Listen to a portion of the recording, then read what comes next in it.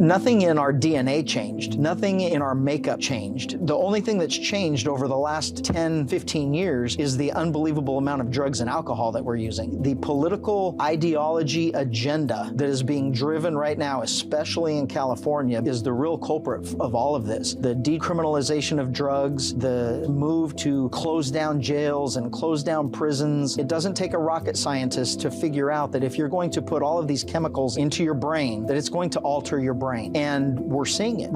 All of this mental illness is drug abuse. I don't know the statistics yet for last year, but 2 years ago, we had 19 officer-involved shootings for my department. 18 of them involved drugs.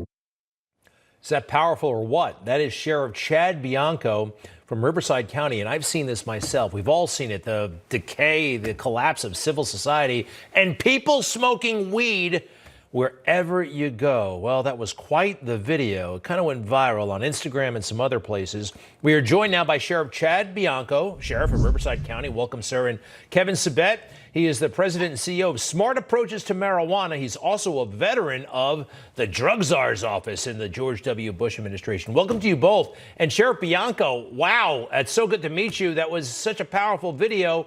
Did you intend for that thing to go viral on social media, or was that adopted from some pre-existing website? What happened? No, we certainly didn't. It was an interview I did for the Epic Times, and they posted it. I shared it on my social media. My department shared it, and it took off from there. Well, your observations and is so powerful, and you know it's not just happening in California. Oh, by the way, it's nationwide. Your job has gotten a lot tougher, hasn't it?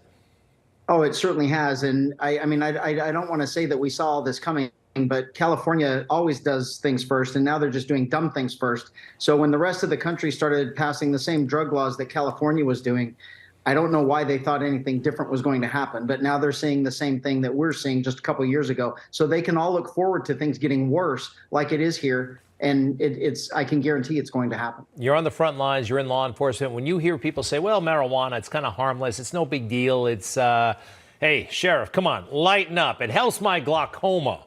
What do you say to that? Yeah, I mean, it's crazy. When I made that comment about the drugs, there were 19 shootings, and they all but one had drugs on board, and 17 of them were marijuana. And the rest of them were marijuana and other drugs. So don't tell me that marijuana is a simple drug and it's just medicine. That's a crock. Kevin Sabet, you've been preaching this for years at the Smart Approaches to Marijuana Institute, and it seems like the pro-pot people and the pro-drugs people, though, are winning, and quite frankly, our side's losing. Well, I guess I'll be a little naysayer to that. I do think that recently there have been some reports that are getting a lot of traction. I mean, we wouldn't have predicted even a few years ago that the Washington Post would have a very full-length article for parents warning them about the dangers of marijuana use, because today's marijuana is not your Woodstock weed. As you all know, it's been genetically bred to be up to 99% potent. This is not about joints anymore. It's about edibles, candies, cookies, concentrates. So the Washington Post had that. There was a Danish study that came out that went viral 2 days ago. 30% of schizophrenia among 18 to 29-year-old men could be determined through marijuana. That's an enormous, incredible number.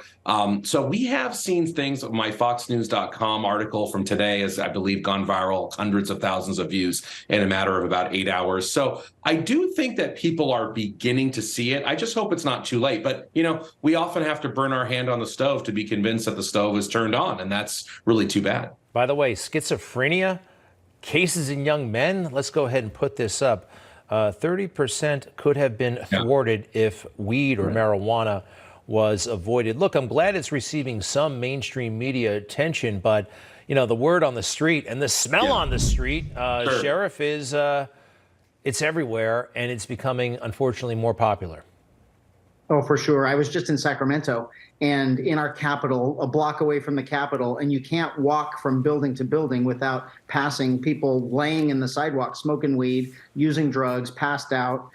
It's so out of control, it isn't even funny, and it's right in front of their noses, and they just refuse to acknowledge it. All right, so the whole thing about burning the hand on the stove, I like that. Something, you know, we got to hit a point. What could that possibly be, Kevin? I mean, what kind of lesson do we all need to learn, and how are we going to learn it? Well, we learn lessons from tobacco. We don't have tobacco smoking in airplanes anymore, smoking in restaurants. We learned the hard way, of course, millions of people dead.